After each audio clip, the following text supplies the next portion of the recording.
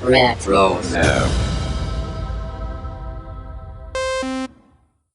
And welcome everybody to another episode of the Animaniacast. You know what's really cool? How high this water fountain goes. Ooh, it's so high.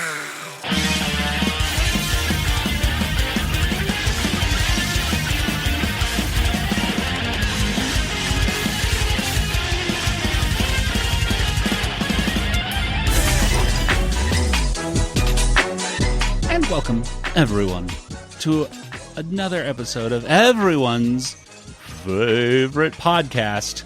It's Looking at Looniversity.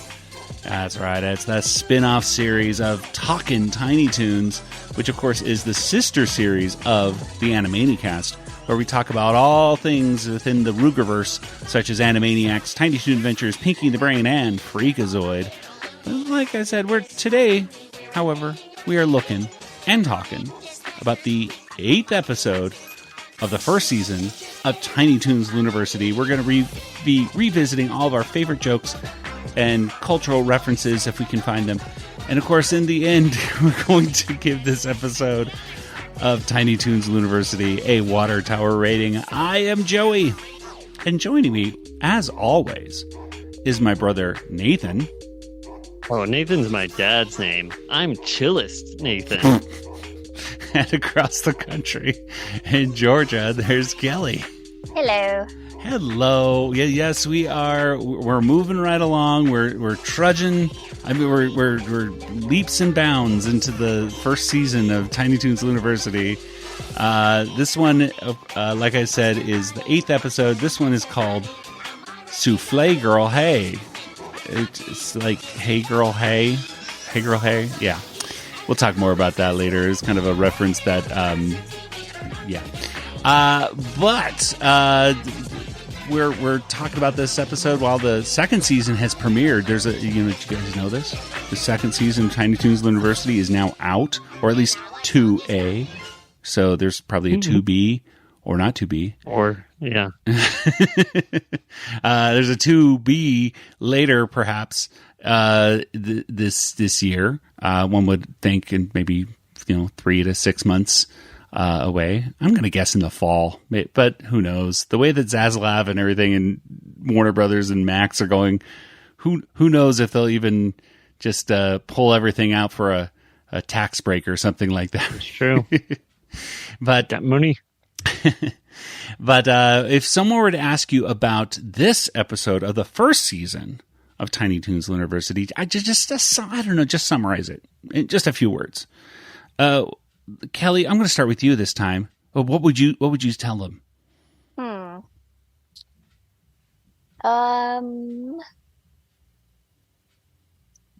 It's a cool episode. That's being generous, but I get where you're going. And Nathan, It seemed relevant. It was relevant, yes, to this episode. Nathan, what would you say? I say it's too cool for school. It might be chillest episode in that I was so chilled and relaxed. I thought I was going to fall asleep. I was just so chill. Watching this episode for the second and third time, I was just like, boy, let me tell you, woo! Just be, if you folks out there only watch these episodes one time, then you're missing out on a lot of something. For me, it's aggravation. But Tell us how you really feel, Joe. oh boy, this episode. Let's get into it, I suppose. But before we do, let's talk about when this episode premiered. Okay? Now, this episode has, of course, 2 premiere dates. Now, if you watched it on Max, you could have seen it on September 8th, 2023, when it first premiered. You're binging all of them. But if you like to take your time, maybe you watched it on October 21st of 2023 when it premiered on Cartoon Network. 2 premiere dates. So, Nathan, you got to give us the Tiny Toon date trivia theme song. Okay. Here's the thing about the Tiny Toon theme song. This time, it's not a song. That's right. Joey is wrong. So please don't sing along to this Tiny Toon theme song for two separate dates. October 8th. Oh, wait. Yeah. September 8th and October 21st. That's right. And not October 8th. Okay. That's right. So, Nathan, tell us, we got to get some trivia for this. I like this now that I finally locked it. I think we're going to call it Tiny Toon trivia. Yeah. Trivia? Okay. What do we got for this trivia for today? All right. So for 2 days, so this episode's about food and being number one. And in honor of that, for food on September 8th, it's National Date Nut Bread Day, which I assume is a day for date nut bread, whatever that is. Bad dates. And for being number one, 1956, Harry Belafonte's album Calypso goes number one, and then it stays that way for 31 weeks. So that's pretty cool. It's number one, baby. Whoa. October 21st. Some facts for that. We got some birthdays like Kim Kardashian, Dojo Cat, Judge Judy, and Executioner. She's also born that day. 1959, the Guggenheim Museum, designed by Frank Lloyd Wright, was opened in New York. So there we go. Those are our facts for Tiny Toon trivia. I There's no missed those last few days, past two things that you just said, Nathan, because as soon as you said Harry Belafonte and his Calypso album, I had to check the track list to see if the Monkey song was listed. So I was like, what? Is it? Let's find out. It says album information. The first track is Deo. Go figure.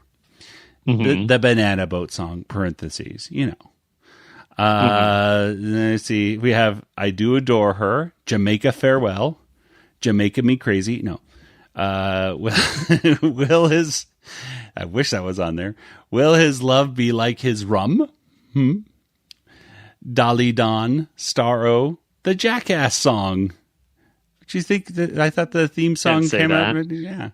Hosanna, Comeback Lisa, Brown Skin Girl, and Man Smart, Woman Smarter. Hey, that was on The Simpsons. Man Smart, the woman is smarter. Do you remember that, Nathan? I do remember that. That was like a Halloween episode or something, right? They wished on a monkey paw and they became famous. Yeah. And then people like really hated them. Man smart, The woman is smarter. Man smart. The woman is. Man, this thing's really getting out of hand. Yeah. All right. Well, no Simpsons stuff in there, but no Animaniacs, unfortunately. Well, there we are. So that's something. Thank you, Nathan, for the Tiny Toon trivia. It sounds like spooky when I say it like that. I know. Yeah, like, Toon. And there's Really- not like Tiny Toon trivia. And I'm trying to, whatever it was called. I've completely lost it. we may end up just getting a new name altogether. Yeah, next week it'll be something different. Oh, well, let's go ahead and get into our discussion of today's episode, which is called Soufflé Girl, Hey.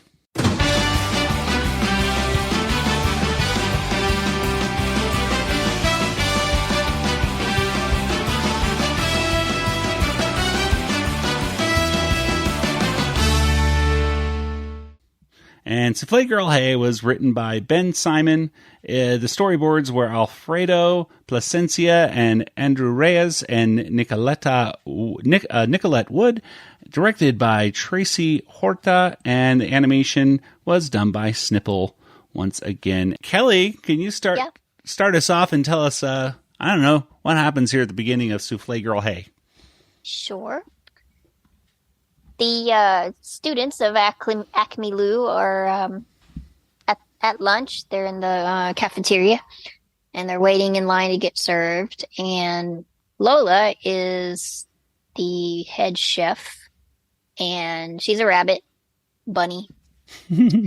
And she makes really good food, like amazing, kind of like Michelin 5-star restaurant quality food, apparently. And she does it fast. She gets on like skateboards and zips around and makes little faces on the food and fresh grown herbs and spices. And I mean, she basically makes amazing meals out of nothing. She surfs, she can dunk, and she's a genius chef. She can do everything. Look at this. It's delicious, and I can play it. Totally. And then we see Granny, and she's talking to it's Yosemite Sam, right? Yeah. Yeah, she's talking to Yosemite Sam in her office. There's this list that I guess comes out every year, and it's for the coolest. And every year, some guy named Cool Cat comes and rates the schools, and Acme has been number 1. And this happens every year, and she's got it down to a science. And so she goes off for her motorcycle club, Sisters of Mercy, I think is their name, and explains to Yosemite Sam that she's got the itinerary. It's the same as every year. It's gonna conclude with an amazing meal from Lola, and shouldn't be any trouble at all. And Cool Cat never even realizes that she's not the one giving the tour, because she uses a Roomba with like a little granny wig on it. Oh, Cool Cat's so easy to please. Last year, I put a wig on my smart vac, and he didn't even notice. Giving a tour while cleaning the campus. Groovy, Dean Granny. Plus, after 25 years, I got this tour down to a science. But the Roomba dies. It just kind of sputters and dies. So she has to have somebody take her place. Well, technically take the Roomba's place for the tour. And she ends up asking Hampton and Plucky. And they're really stressed out about it. They don't really feel quite up to the task. And Plucky's really concerned because the school can't lose its number 1 rating, because if it does, he'll have to leave, because there's like a family code that Plucky's family only goes to number 1 rated schools. So there's a lot of pressure on for this visit to go really well.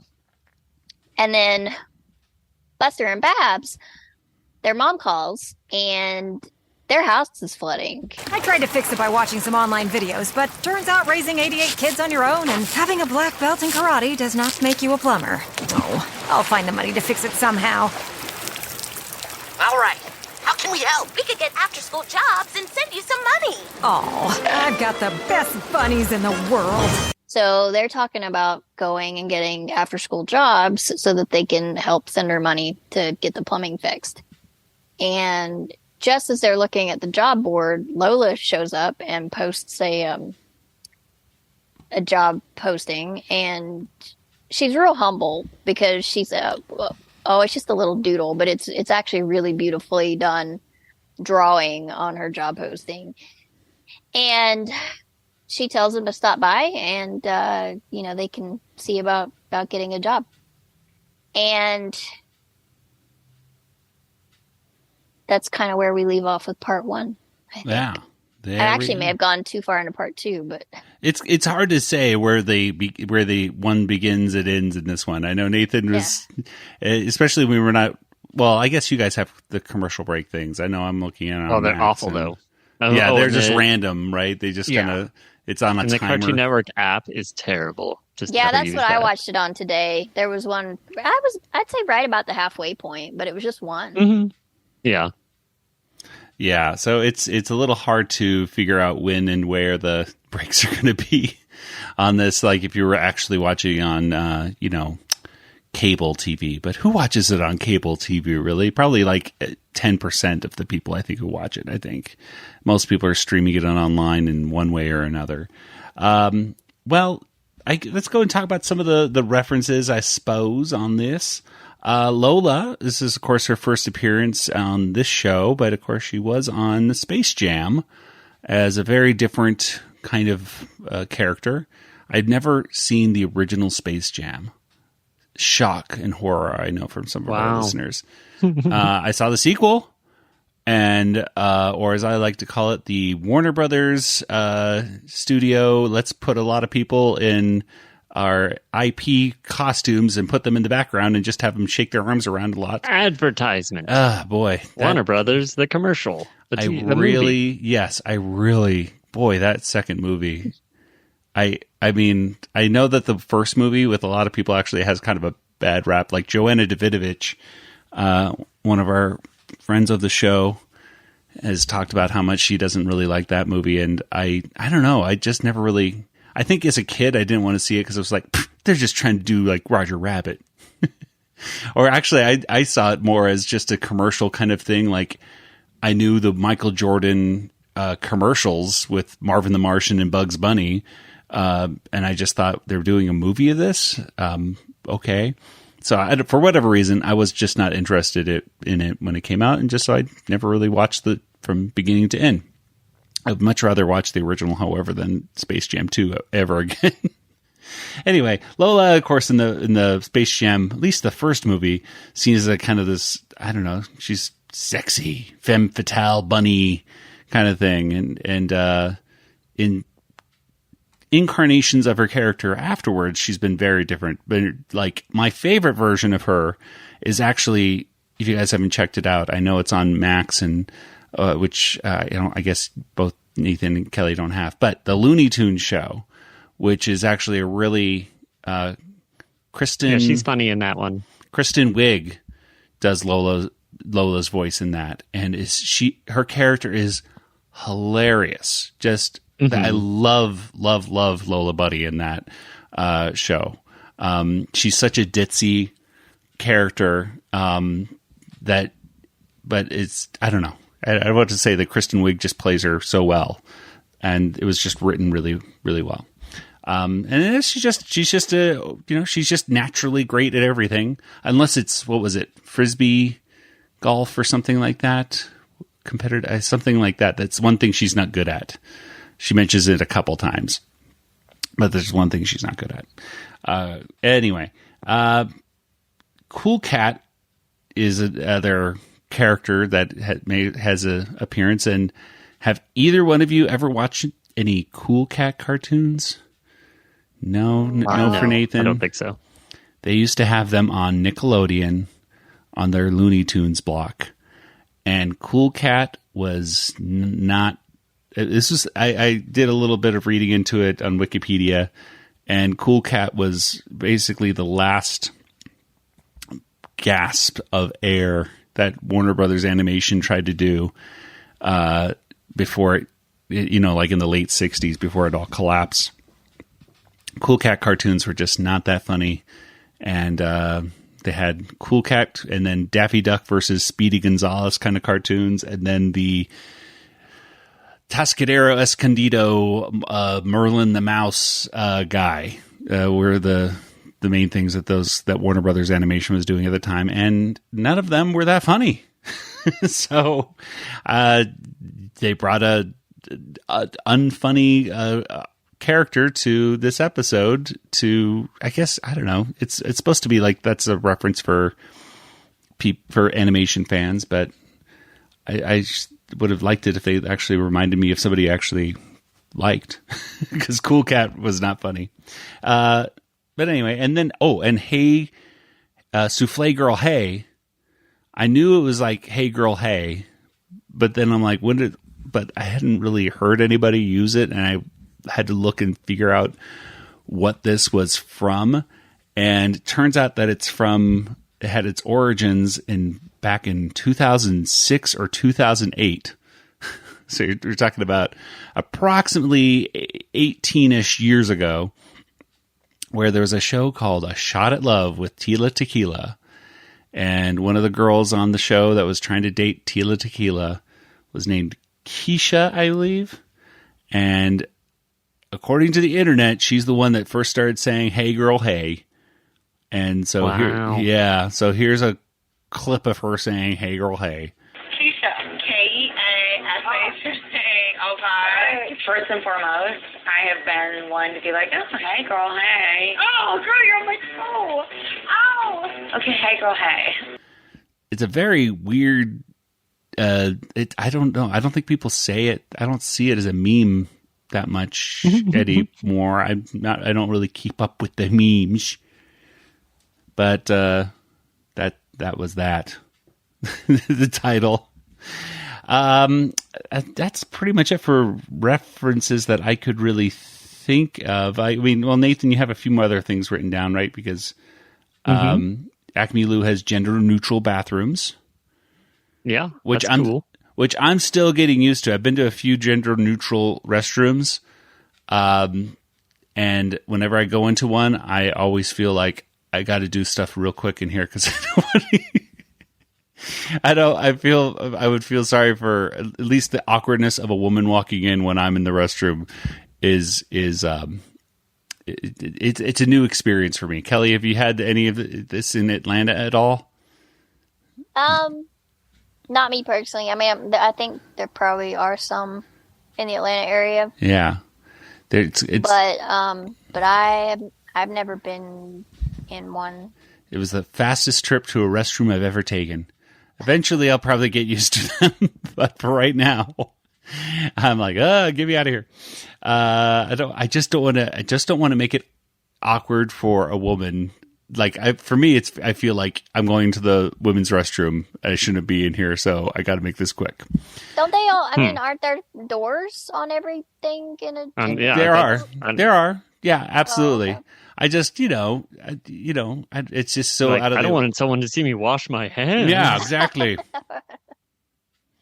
How embarrassing! She saw me wash my hands. I know. So I don't wash my hands when I go to. I don't know. To me, it's like restrooms. I'm so used to being like restrooms as being such a gross, disgusting place. At least when there's guys all around, I'm like, yep, we're all gross. So when I think that might be where I'm getting my self-consciousness coming from. Is that like, I can't be disgusting in front of this woman is in the room with me. I'm sorry, ma'am. I apologize for this horrible situation, but I think, I don't know. That's just my hang up. I'm eventually going to get used to it. I'm very sure. Babs and Buster, they're not only, of course, related, but they got this mom. This is a totally new universe where it still throws me off each time they talk about being related. Mm-hmm. But they are most certainly related in this continuity. And they have 80, how many brothers and sisters? 86. I think 86. Yeah, 86. So there you are. There's also a lot of stuff on the job board. There's one thing that says Elmer season, duck season, rabbit season. I'll have little tabs pulled off. And I remember trying to get a job in college and going to these job boards. And I got one of the worst jobs in my life, which was calling. Was it living trash can? No. That was one of the jobs, yes, but I did not pick that job. I picked telemarketing for the university. It was gross. It was bad. It was just asking for donations. It was not fun for the University of Arizona. That was the shortest time I ever had a job, and even I kept that job for a few months until I finally dumped it. Was there anything in this first section that you thought was interesting, cool, funny, etc., Nathan? So I thought it was interesting that there's an Elmer season and there's some tabs pulled, like as if Elmer is, on the loose somewhere. So maybe my last episode's prediction that he's like out there trying to deprogram the other villains. Maybe there's some actual fruit to that because, and they're actually hunting him down. And then notice with the rabbit season, all the tabs are pulled on that one. So like someone is going after those rabbits. Only a couple people going after Elmer. Yeah. And there was even tabs pulled on the diaper stackers. So some people are interested in that job, apparently. Yeah. I don't know. I thought the meme faces were fine. I don't know. Hamton There was that Doing one, some weird, oh Yeah. my gosh, when he looks at the balsamic vinaigrette strawberry souffle thingamabob and his face becomes really... It's visually fun. I don't know if it didn't make me like laugh, but it was like visually like, look at that. It stood out. I really think, and I know I said it in a previous episode, but I really feel like the intention was that they'd make, people on the internet would be making GIFs out of these. And as far as I know, I haven't seen any, use of Tiny Toons Looniversity pictures as memes, but maybe somebody out there wants to do it. I'm not going to do it, but maybe you do. Did you yes. notice Bugs's or Buster's shirt with Bugs on it? That's Bugs from Rabbit Hood. He played King in that. It was like I did not. So in Rabbit Hood, Bugs is dressed up. He has a scepter and a crown, and I looking at the screenshot, I remember seeing this, but it's been at least 20 years since I've seen it. Yeah, it's a long time. So it's been a while. But he takes on Robin Hood. Take that, Robin Hood. Robin Hood's been having it too good for too long. Oh, and the whole thing with Lola, I think this is the first time she's appeared in a show without Bugs in the same episode. I don't know how to confirm that, but it seems true. Yeah. I mean, it wouldn't surprise me if that's true. Yeah. I mean, yeah, you would think in most, maybe there's been you would think almost in every episode of Tiny Toons, the Tiny Toons show or whatever that was called. I'm forgetting the Looney Tunes shows. Yeah. The Looney Tunes show, you would think Bugs would probably, if you see Lola, Bugs, they paired them off together. Yeah, they're always almost paired every together. other And ones. Bugs is pretty much in every episode of the Looney Tunes show too. Yeah.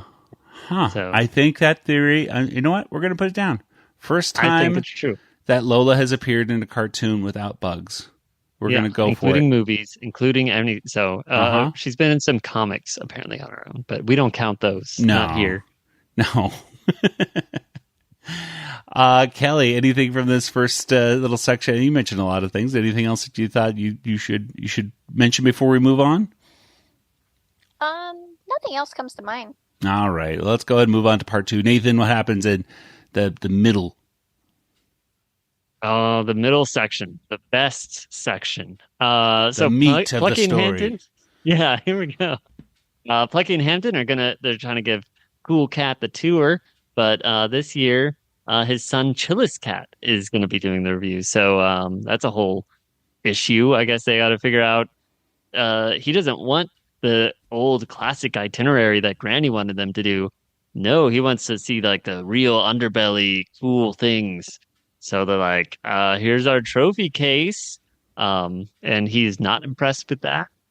He likes cool technology things. Like this last school, they measured how heavy anvils were or something. They could rate anvils on how heavy they were. I don't know, something like that.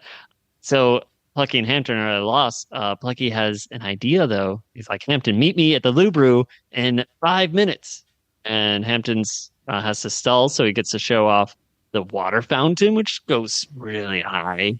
But for some reason, Chillest Cat is not impressed. I don't know. I don't understand it. When Hamton and Chillest Cat do get to the Lubru, though, it looks completely different. Now Dizzy is now playing a role of Desmond, who is the barista, and he's able to talk in real English very well. Unlike me. Which made me wonder, so did they have Dizzy, because it was Dizzy's voice on Dizzy's that tape. Voice, yeah, I don't know. So I was thinking later, like, okay, so it's very formal, but do they do AI?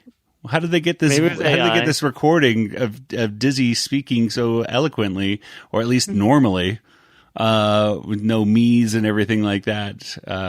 Whatever. Okay. Feeling like a Colombian single origin or a Peruvian triple origin? Organically sourced. I see you, and I love you. Hook me up with a turmeric latte with apple milk. Feeling like a Colombian single origin? What a joker! If you can see, we're practically a cultural mecca. What? It's somehow whatever. A lot of coaching. In any case, yeah. it seems to go really well. There's all this like really nice art. Desmond is offering like organic coffee. Chillest Cat's super impressed. Sweetie is acting like a certain artist, and she's like, "This is all my art," and like they're very hipster-esque, where it'll just say "gag" as a picture or something. So it's like like, oh, modern art or something. I don't know. But Sweetie's only doing this because she wants coffee. And when she's like, hey, make sure mine has extra whipped cream, I want my free coffee, she trips on a ball that she, for some reason, had as part of her costume. And boy, everything starts falling apart. Oh, speaking of falling apart, Nathan just completely froze up there. Apart. Yeah. Oh, okay. There, now you're back. Everything's falling apart. Everything crashes, and then Chillest Cat finds out that everyone was in costume and it was all a lie. And now it's up to this 12-course meal or something that they're going to have. That's the last possible way to impress them. So it's up to Babs and Buster and their, apprenticeship. So, well, let's cut to them. Babs and Buster are trying to do, replicate Lola's work, but everything they do just catches on fire. There's this whole montage scene, and it's really like, it's basically that. Everything is dies or flattens, and it's the complete opposite of what Lola's are, which are all really nice things. But despite all this, Lola's like, hey, I'm really impressed with everything you're able to learn in such a short amount of time. But then her hat starts ringing. She gets a call from Top Hat Chef, which is her like dream to be on this show. She's always wanted to be and never was able to get it. And finally, they've accepted her application. And so she needs to leave right away to catch the flight for the show in the morning. So it's up to Babs and Buster alone to cook the next meal. Okay, cool. All we have to do is cook the most elaborate meal of our lives, and the fate of our school depends on it.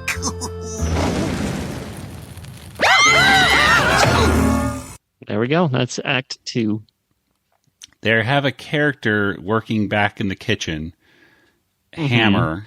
Is it? No. Is it Hammer? It's not Hammer. I think it's Hammer. Is it not Hammer? I don't know. Maybe Hammer. They mention its name. There's a character named Hammer. It's a character named Hammer. And they say, oh, why is this? Anyway, I think it's a ferret. At first I was like, what is this thing?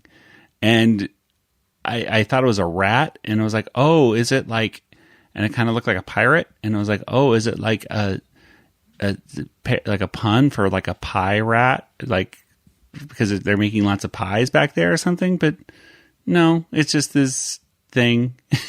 It's one of these creatures that really likes this Top Chef kind of show in the background. That was put in there, for the comedy of it all. Lola is very, very good at making stuff. I think she throws down some eggs or something and throws a bunch of a bag of flour on top of it and just literally smacks her hands on the table. And when she stops, it's like eclairs on little marshmallow towers and everything like that. And she can do it amazingly easily. But of course, it's impossible for Buster and Babs. They just can't do it. Unless it's they keep talking how they want to make it like their carrot grits like their mom makes, but they can't do it. They can't figure it out. In this one, we got Chillest Cat has a futuristic, kind of like a Tesla-ish looking car. It has a future FUTR license plate. Chillest Cat has like a smartwatch and a hoverboard and a VR and zaps and I thought it was a little weird that he was essentially making pollution when they took the list and essentially ripped it up, even though I guess it was more like dust. So technically it wasn't really polluting that much. So recycling it into dust. Sure. Let's see. The pancake that Lola made had Michelangelo's David on it. The face, anyway. What they can get around the sensors. I've seen that statue in person. I've seen that statue on Goonies. They had a great cameo in that. But it's a big statue, isn't it? Though it's like a lot. Is it a lot bigger than? It's huge. Yeah. Because and it's on a base or a platform, but I feel like, I'm just a little bit over 5 feet, but I feel like my head was only like at his feet. Wow. Just maybe around the ankles, because you really have to look up to see. I can't even. I think it's at least 10, 12 feet tall, but I feel like it may be larger than that. I don't know. It's a big statue. There's some art references, I guess, in this. There's mentioning of like the blue period of kind of like Van Gogh has a blue period, right? Do they have a blue period? Picasso had a blue period. Was it? Yeah. Okay. Do they all have blue periods or what? No, I don't think so. But well, they do. They do with the tunnel art apparently at Acme Looniversity. So, which I did like the idea of that being an art form with Looney Tunes characters being able to paint a really good tunnel is very important. Sweeta Kahlo. With Sweetie is it dressed up as Sweeta Kahlo, like Frida Kahlo, but the stuff in her hair, her hairstyle and everything didn't necessarily look like it. She looked more like Betsy Johnson, the fashion designer who kind of wears these big frilly dresses, and my wife is obsessed with her jewelry. Yeah, the dress definitely wasn't really Kahlo. Yeah, No. I was like, what? With a dog bowl with dog food in it and dog balls. that is, yeah. And a straw for her hair, kind of keeping it up. Didn't really look like Frida Kahlo, other than, but didn't she say? Did she have a name tag on her or something like this, so you could tell that she was Sweeta Kahlo? Or was it on the bowl? It just had despair, I think, on her bowl. Okay, like that. I don't know. So weird. Anyway, I think that's pretty much it for references. Kelly, was there anything in the second part that you saw that you thought was, that's cool? What's funny? Well, we already talked about the art, which is one of my interests. I was really impressed that Plucky was able to transform the Lubru in the 30 minutes or whatever that he said he needed the time for, because that was pretty good. And he had a cool hairstyle going on with a little streak in his hair and everything like that. He looked very hip, very hipster. Nathan, anything else that we forgot to mention for part 2? The ingredients to this special dish that Lola made was basil, sesame seeds, and sea salt. I don't know what she made. She just about got them all. So the only thing that they didn't say was her. A little bit of her in every dish. There's so she can make a dish with literally just basil, sesame seeds, and sea salt, and it tastes delicious. There's a lot of magic going on with this. Yeah, it's weird. And yeah, I liked seeing Sneezer.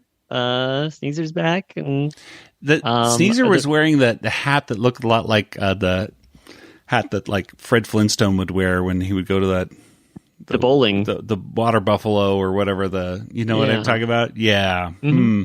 That's what I thought when I saw that hat on Sneezer. Maybe if it's a reference. There was another reference to Fresh Prince of Bel-Air. That's a visual one. It's when Cool Cat's showing his holograms on his watch. It's like, my list is going to be 2.0, and it's like maxing and relaxing, and it asks if kicking it is still chill. So I'm like, oh, that's Fresh Prince.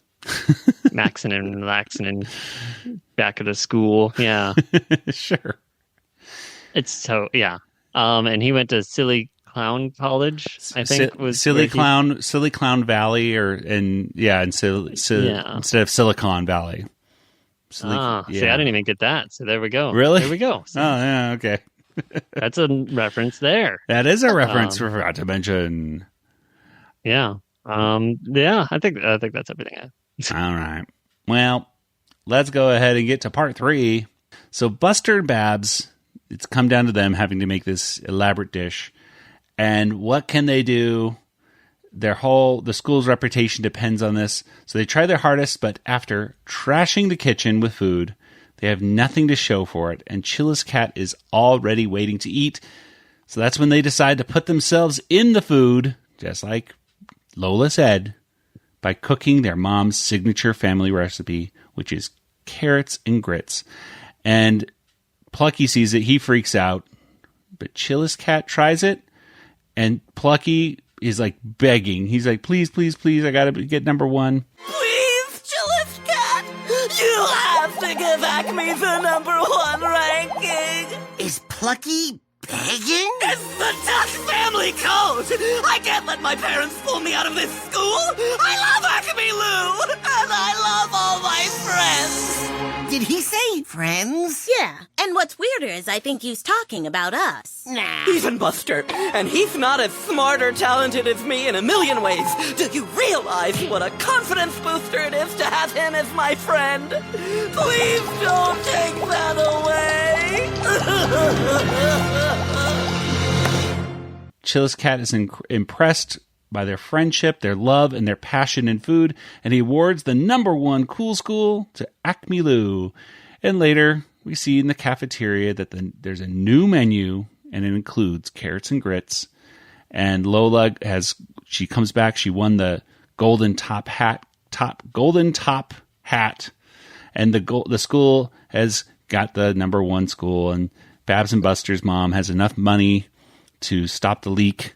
She literally puts the money into the leak because that's what she needed. That's why she needed the money. Leak money. If you ever have a leak at home, folks, stick some dollar bills in there. That'll do it. And or just give it to the plumber and he's going to do it. Yeah, I guess. Well, the water drains away, and the alligator that was, I guess, threatening to eat the mom goes away too. Right? Goes down the drain. I don't know. The end.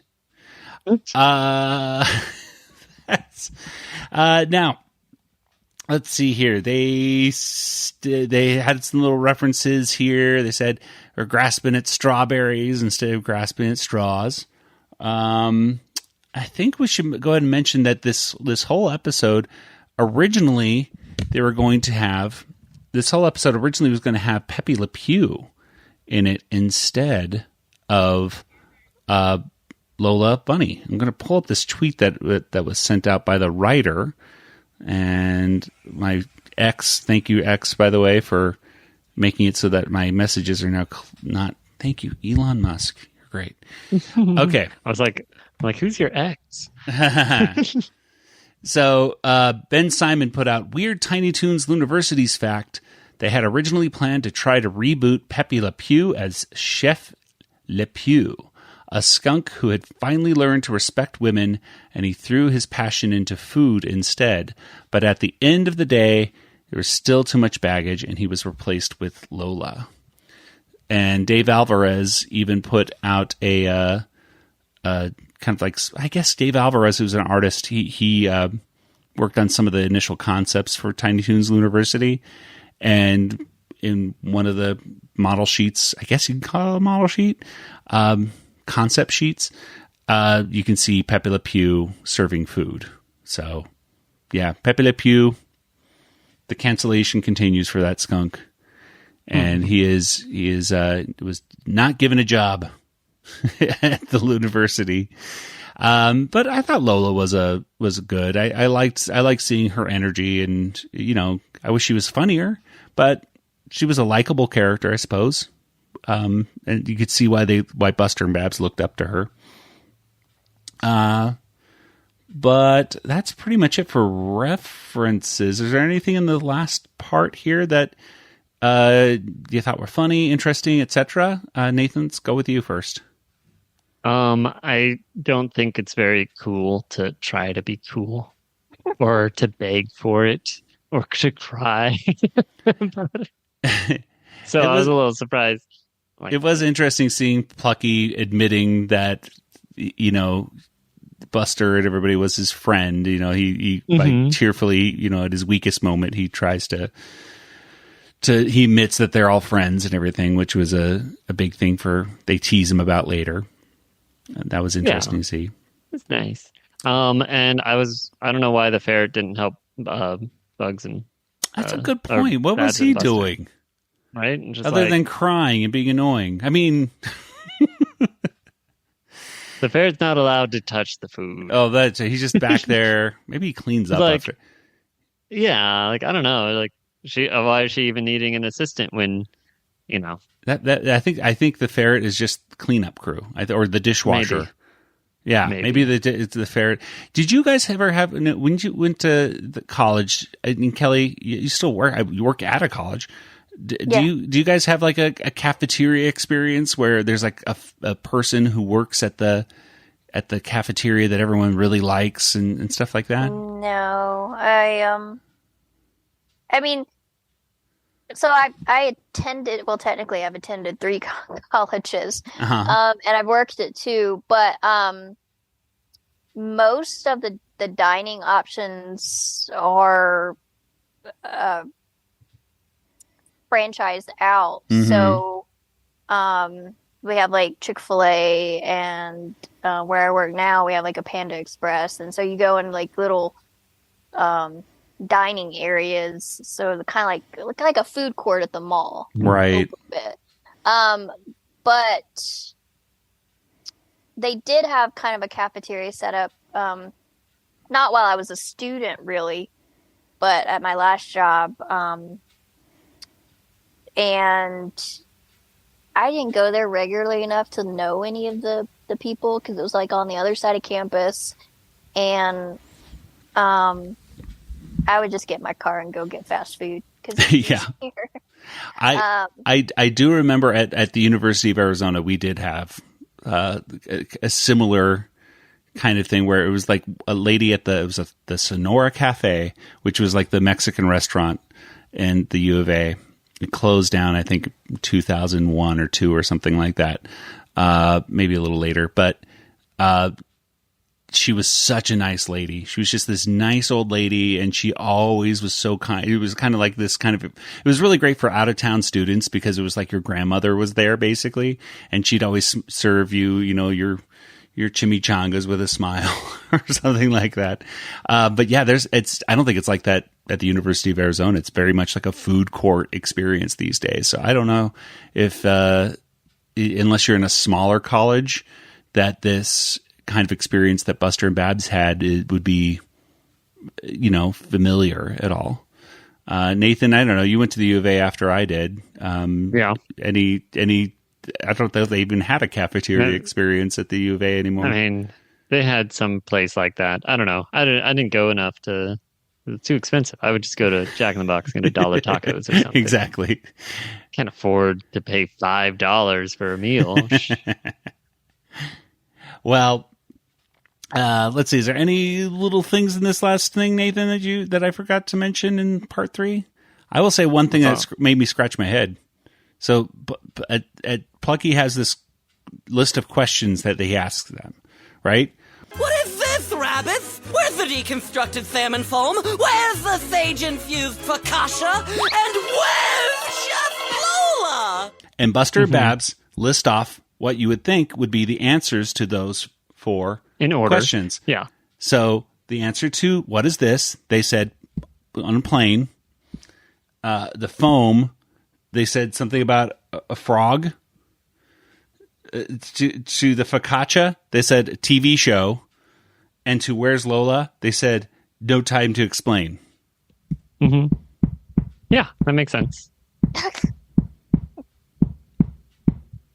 Comedy. It makes sense. It was aggravating how that joke did not work for me. It went so fast, I didn't really... know, and this, okay, I wrote down this too. It's like, this is my notes. Talk fast. That's funny. And then I wrote down underneath it, manic talking doesn't make you funny. Everyone is on drugs. and that there's just constant fast talking and smacking sound effects. Like bang, bang, bang. Talk fast, talk fast. I'm sorry. Slow it down. But maybe they're just trying to blow through the script because as fast as you can, because just high energy equals funny. I really wanted to watch this episode with because and we'll talk more about it in our Water Tower rating. This episode I wanted to see like for a 5-year-old, would they appreciate this show? Would they think this show was funny or not? I don't know. Let's go and get to our water tower rating. On that note. On that note.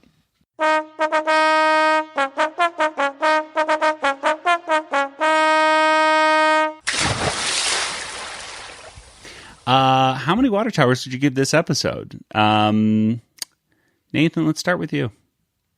Okay. I saw this episode so many times, I've lost complete track of what happens in it. I'll just give it 2.5. 2.5? Yeah. I think there were a lot of, references that I ended up having to find. I don't know if they were good references or bad references. I've lost all track. So, 2.5. There's a lot of things I wrote down, and yeah, I don't know. That's the reason. That's the other thing. There's other things where I'm like, well, surely there's got to be references in here. They're showing these pictures of the Sisters of Mercy motorcycle club. I bet they hit a lot of jokes in these pictures that they're blasting through. It's like, well, Sylvester's in one. But other than that, it's just a bunch of old ladies on motorcycles not doing anything interesting or funny. It is a reference to a previous episode when she talked about the Sisters of Mercy. She talked about the Sisters of Mercy.